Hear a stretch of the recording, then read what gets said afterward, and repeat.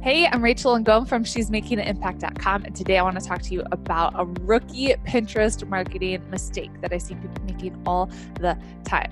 You know, Pinterest is amazing for your business, right? Like free traffic, free leads. It's pretty rock star.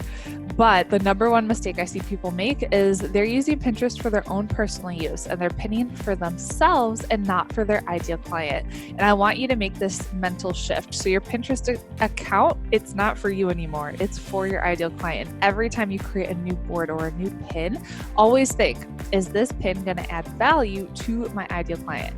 And if it's not, you can pin it, but just add it to a secret board. So any of your own personal boards, just make them secret. Don't worry about starting a new Pinterest account. That's a lot of work. Just make it secret, okay? So if you want to pin like a chocolate cheesecake recipe and your business has nothing to do with that, do it. Just put it on a secret board, right? Ideal client is an entrepreneur that needs help with blogging, branding, and social media. So I create boards that cover all of those topics.